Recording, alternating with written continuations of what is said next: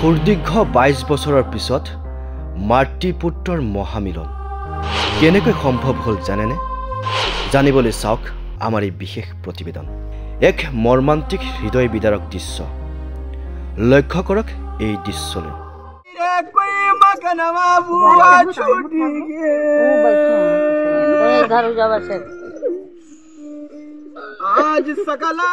তপস্বীৰ পৰম্পৰাগত সাজ পোছাক পৰিধান কৰি বিষাদময় সুৰতে গাই গৈছে সংগীত।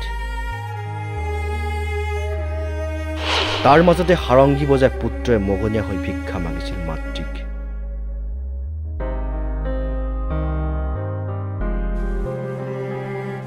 আৰু পুত্ৰৰ বিষাদময় সুৰতে পৰিচয় পালে মাতৃ।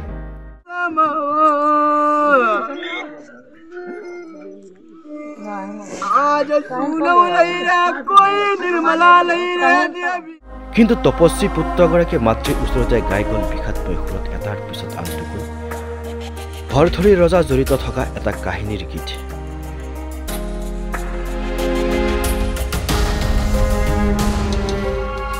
পুত্ৰৰ এই দৃশ্য দেখি ৰ'ব নোৱাৰিলে মাতৃগৰাকী।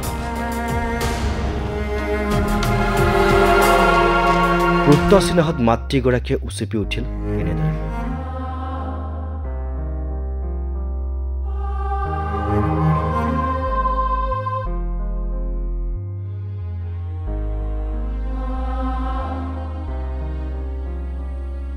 যাক লৈ 2 দশকৰ পাছত নিৰুদ্দেশ হোৱা পুত্ৰৰ ৰহস্যজনক প্ৰত্যাৱৰ্তনে কঁপাই তুলিছে এতিয়া উত্তৰ প্ৰদেশৰ আমেথি জিলাৰ এখন গাঁও।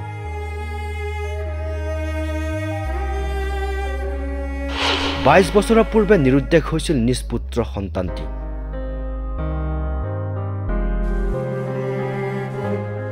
তপস্বী ৰূপত পুত্ৰক দেখি এতিয়া মাতৃ হতভম্ব।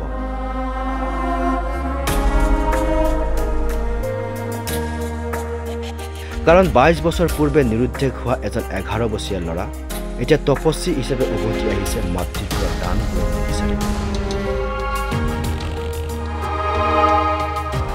ইতিমধ্যে ছ'চিয়েল মিডিয়াত প্ৰচাৰিত ভাইৰেল ভিডিঅ' দেখা পোৱা গৈছে।